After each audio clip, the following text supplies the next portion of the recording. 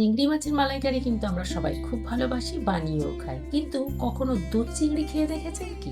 দারুণ স্বাদের দুধ চিংড়ি একবার অন্তত বানিয়ে দেখবেন। চটজলদি কয়েকটা ঘরোয়া উপকরণ দিয়েই এই রেসিপিটা কিন্তু তৈরি করা যায়।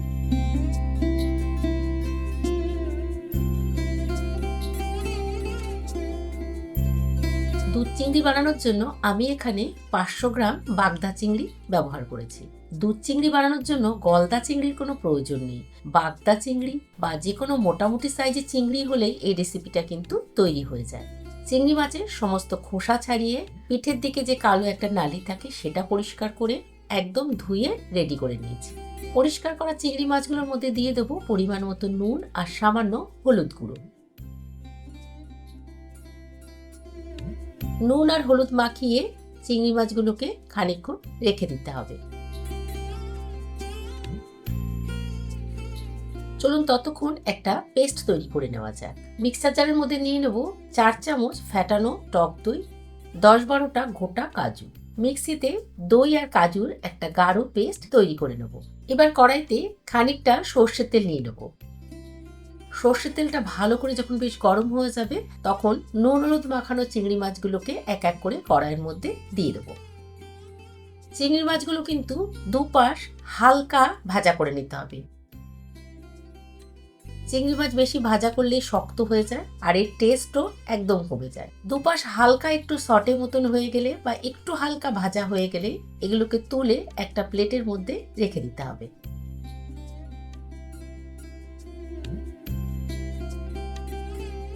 মাছ ভাজা তেলের মধ্যে সামান্য আরেকটু তেল মিশিয়ে নেব। তেলটা গরম হয়ে গেলে দিয়ে দেবো এলাচ, দারচিনি আর লবঙ্গ ফোড়ন।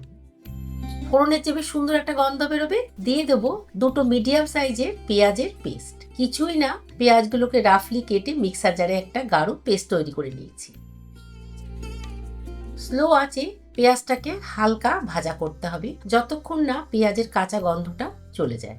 পেঁয়াজটা হালকা ভাজা হয়ে গেলে তার মধ্যে দিয়ে দেবো 1.5 চামচ মতো আদা রসুনের পেস্ট। পেঁয়াজের পেস্ট, আদা রসুনের পেস্ট সবকিছু একসাথে ভালো করে মিশিয়ে হালকা কষিয়ে নিতে হবে। যখন বেশ রসুন ভাজা সুন্দর গন্ধ বেরোবে তখন তার মধ্যে দিয়ে দেবো দই আর কাজুর পেস্টটা। সবকিছু একসাথে ভালো করে মিশিয়ে একটু কষতে দিতে হবে। কিছুক্ষণের মধ্যেই দেখবেন মশলার থেকে তেল ছাড়তে শুরু করেছে। মশলার কালারটাও কিন্তু একটু বেশ সুন্দর চেঞ্জ হয়ে গেছে। এর মধ্যে সামান্য কিছু মশলা মিশিয়ে দিতে হবে, যেমন 1 চামচ হলুদ গুঁড়ো, 1 চামচ লাল লঙ্কার গুঁড়ো আর 1 চামচ ধনে গুঁড়ো। যদি আপনি ঝালটা একটু খেতে বেশি পছন্দ করেন সেক্ষেত্রে লঙ্কার গুঁড়োর পরিমাণটা একটু বাড়িয়েও দিতে পারেন। সবকিছু মশলা একসাথে ভালো করে মিশিয়ে 2 থেকে 3 মিনিট ভালো করে কষাতে হবে। মশলার কালারটা এত সুন্দর আসবে আর মশলার থেকে তেল ছাড়াও শুরু হয়ে যাবে কিছুক্ষণের মধ্যেই। এই সময় মিশিয়ে দিতে হবে স্বাদ মতো নুন আর সামান্য একটু চিনি। অবশ্যই কিন্তু দুধ চিংড়িতে একটু চিনির ব্যবহার করবে। নুন চিনি মেশানোর পরে সামান্য আর একটু কষিয়ে এর মধ্যে এবার মিশিয়ে দেব 1.5 গ্লাস দুধ।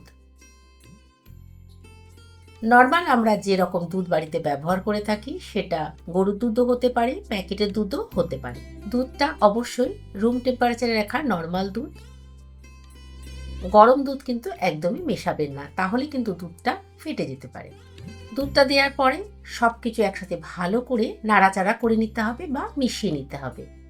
গ্যাসের আঁচ স্লো করে একটা ঢাকনা দিয়ে ঢেকে এটাকে কিছুক্ষণ ফুটতে দিতে হবে। 5 থেকে 7 মিনিট পরে ঢাকনাটা সরিয়ে দেখবেন ঝোলটা বেশ সুন্দর ফুটছে আর অনেকটা শুকিয়েও গেছে। এই সময় এর মধ্যে ভেজে রাখা চিংড়ি মাছগুলো মিশিয়ে দেব আর প্লেটের মধ্যে চিংড়ি মাছের যে হালকা তেল বা জল থাকবে, তেল জলের একটা মিশ্রণ, ওটাও কিন্তু অবশ্যই ঝোলের মধ্যে দিয়ে দেবেন। এর মধ্যে কিন্তু চিংড়ি মাছের একটা অসাধারণ স্বাদ আর গন্ধ থাকে। মাছটা দেওয়ার পরে ঝোলটাকে খানিকক্ষণ আরো ফোটাতে হবে।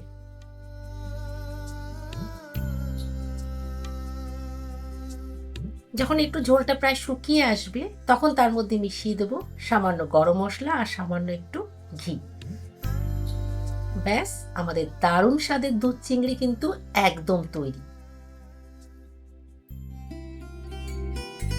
এই দুধ চিংড়ির স্বাদ কিন্তু চিংড়ি মাছের মালাইকারির থেকে কোনো অংশে কম না। এভাবে কিন্তু এই রেসিপিটা বাড়িতে একবার ট্রাই করবেন। যদিও আমাদের কাছে চিংড়ি মাছ নিয়ে অনেক বিতর্ক, ঘটি না বাঙাল, চিংড়ি মাছ মাছ না জলের পোকা, তবুও আমাদের কাছে চিংড়ি মাছ কিন্তু সবার অত্যন্ত প্রিয়। সহজেই রেসিপিটা বাড়িতে একবার ট্রাই করবেন, আর যদি ভালো লাগে কমেন্ট করে জানাতে ভুলবেন না কিন্তু। আবার চলে আসবো নেক্সট এপিসোডে নতুন কোনো আপনাদের পছন্দের রেসিপি নিয়ে।